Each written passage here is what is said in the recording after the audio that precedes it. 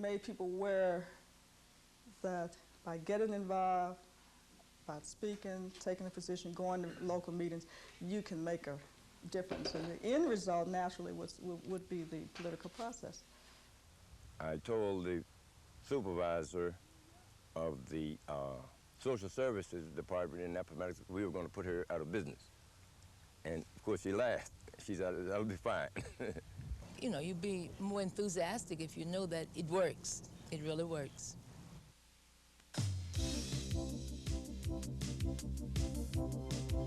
For over 2 decades, the federal government has been fighting poverty with bureaucratic programs.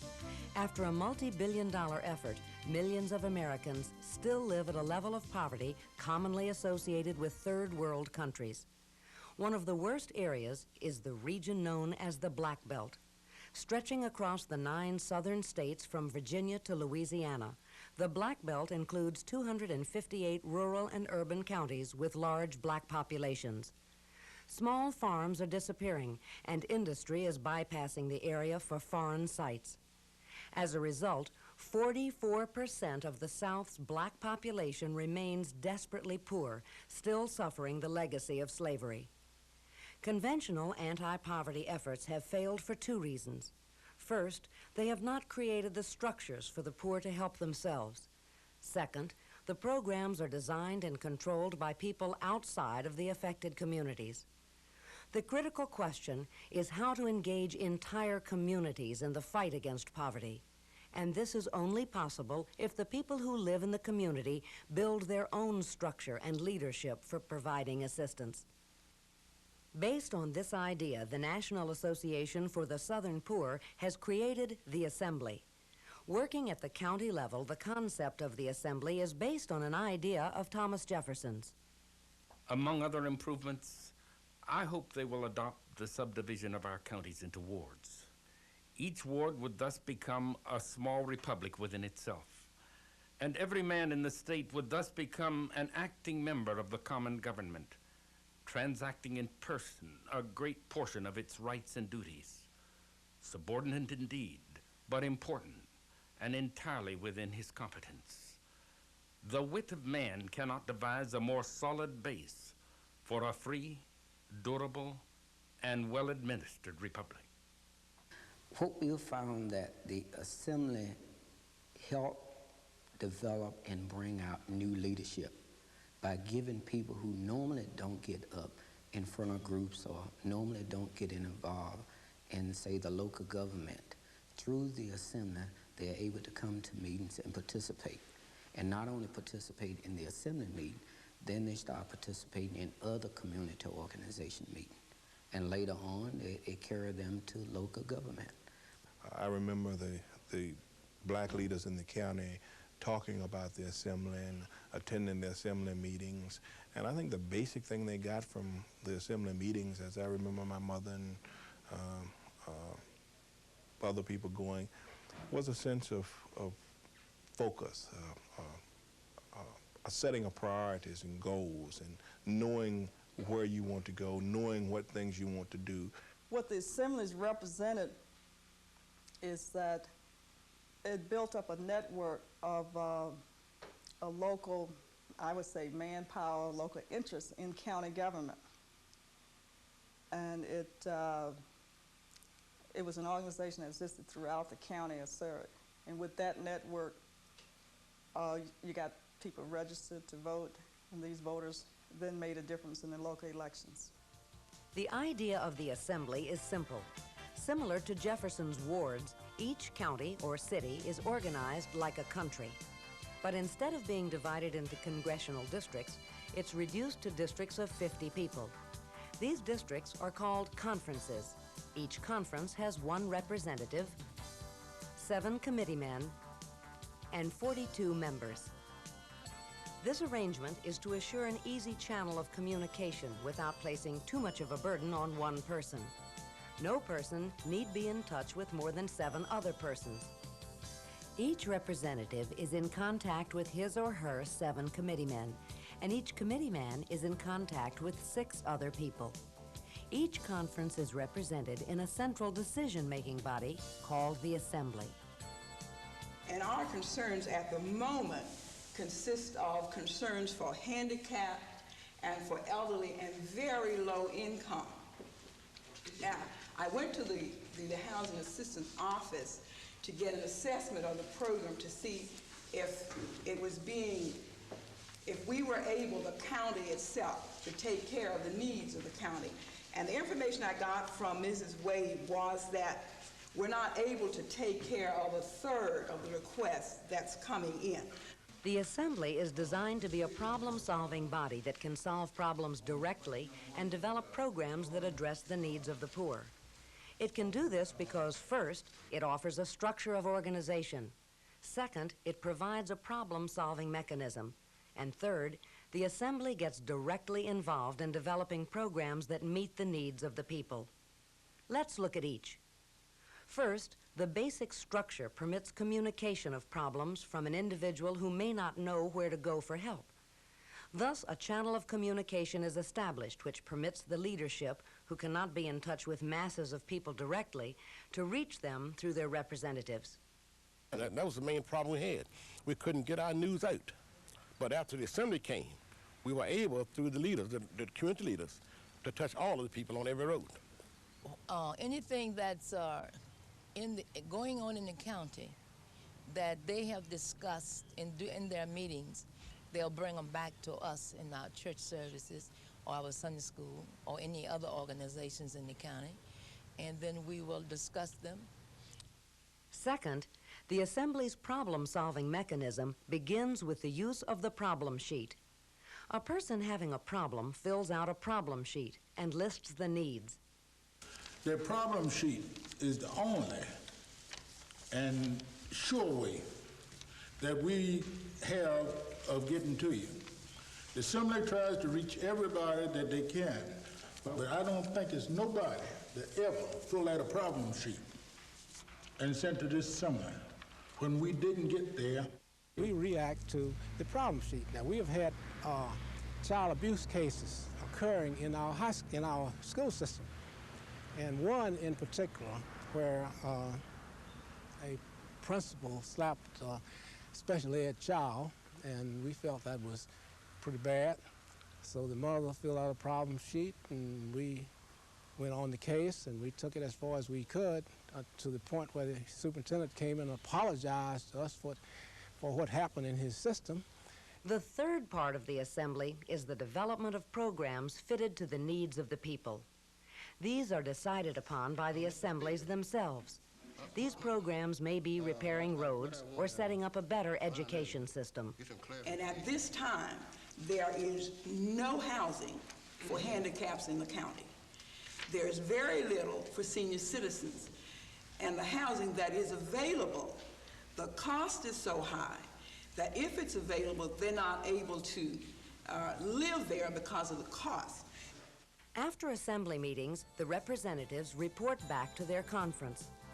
Through the Assembly, a community is created where none previously existed, and collective decision-making can take place. 33 counties and 4 cities in Virginia and North Carolina have organized assemblies. They are at various levels of maturity and strength. Surry County, Virginia is the home of one of the oldest assemblies. 20 years ago, Surry was like many other black belt counties, segregated, no jobs for blacks, and no hope. Most of the blacks were farmers. Those that were fortunate enough to own land farmed for themselves. Many, though, were tenant farmers for either other blacks or for white farmers. And if you were a tenant farmer for a white farmer, he attempted to control the extent to which you were educated, because it meant that he would always have a labor supply. Through the work of the Assembly, the Surry County of today is a model county with opportunity for all of its citizens. The Assembly's black leadership sits on every governing board, working side by side with whites for programs that benefit all of the citizens. It knew how to teach the people where to go to get help. And that may sound very basic. You say, why didn't those people know what to do? But it wasn't basic 15, 16 years ago. The Assembly has made us, has given us the feeling that we can actually solve our own problems. It gave us the feeling of independence. The Assembly in Surrey recognized that the future of their children depended upon the quality of their education. Following desegregation, all but 6 white children fled to private schools. The public school buildings were allowed to deteriorate. For years, the Assembly labored to improve the schools. Well, it's helped me because the members of the Assembly have elected a board of supervisors that's sensitive to the needs of the students. The result of this hard work has paid off in the construction of a new $4.6 million high school and a $3 million elementary school. The superintendent and principal are black, and the students have a brighter future. The difference in the level of education today in comparison to the situation that was found when the Assembly was first organized here is vastly different. The students tested on the elementary level from the 17th to the 27th percentile approximately on the SRA test. On the high school level, they tested from the 10th to the 17th percentile, which was one of the lowest scores in the state of Virginia. Today, our students test on the elementary level from the 45th to the 75th percentile, and on the secondary level from the 38th somewhere near the 50th percentile. So we have come a long way. We were sending approximately 25% of our students to some form of higher education in '77, and today we are sending somewhere in the neighborhood of between 60 and 75% of our students go on to some form of higher education. In Surrey, poverty is becoming a relic of the Old South. There is so little crime that the jail has been closed, and an aggressive health care program is working to bring good health care to all county residents. While the statistics of Surrey's transformation are impressive, the best indicator of change is the new spirit of the community's young.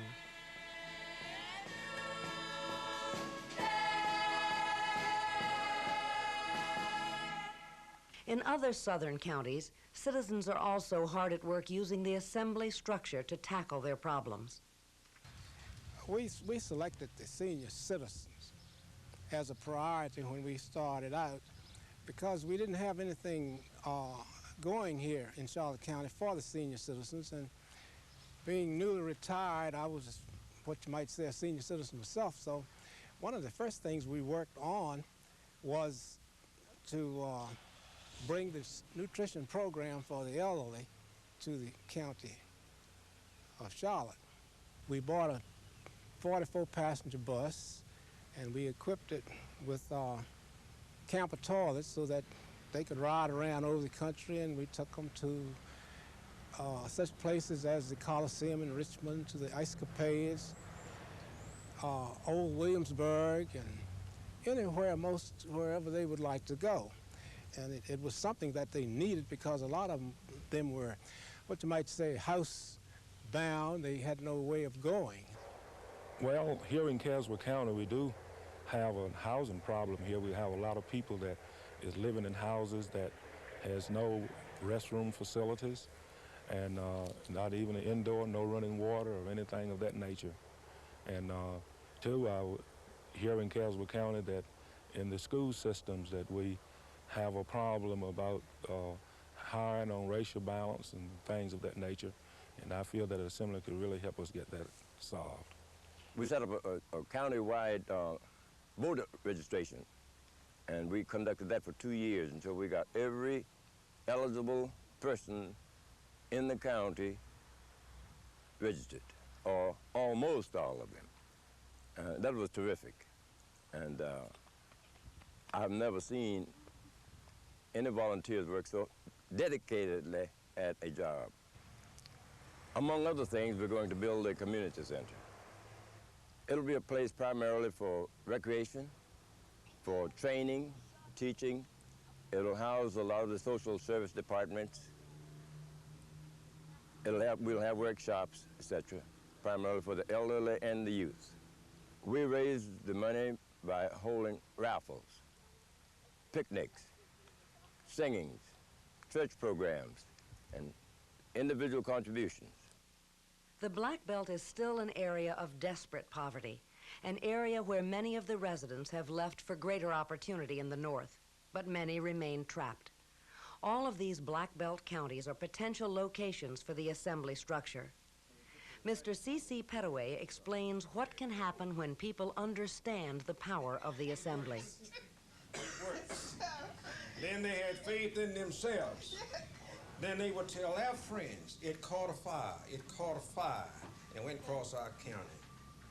My advice to them would be to come together and get involved in an assembly that will give the people of the county an opportunity to have input, an opportunity to know where to go to get answers to some of the questions they have. For years and years, they have not known where to go. They've gone to individual people.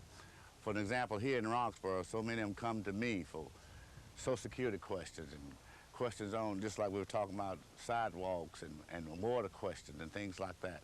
They don't have the expertise themselves and they don't know who to go to, so they go to an individual. And my experience with this is that an individual cannot, by himself, solve their problem.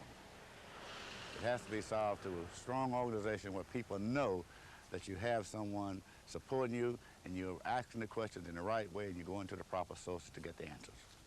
More important than the programs and the statistics are the individual lives that it has changed. Debbie Hardy's dreams were crushed when she told the Surrey Assembly that she could not qualify for college admission because her school did not have a math teacher. With the help of the Central Office of the Assemblies, Debbie was the first black to enter Chatham Hall, a prestigious Virginia prep school. Now she has completed her medical residency in obstetrics and gynecology. Michael Forrest was working in the tobacco fields when he won the Assembly music competition. The prize for that victory was a scholarship to the Shenandoah Conservatory of Music. He made his debut at the Kennedy Center in 1986 and placed second in the Metropolitan Opera's Mid-Atlantic competition. His career has blossomed, and his performances have received rave reviews in Europe. Through scholarship programs, the Assemblies have sent 32 other students to prep schools and college. The Assembly is a proven idea that works. It is an idea that offers real hope for ending the vicious cycle of poverty that has strangled countless aspirations. Through the Assembly, communities have become unified to focus on goals that can make a real difference. And the result is a more equitable sharing of power, enabling the poor to take the last steps from slavery.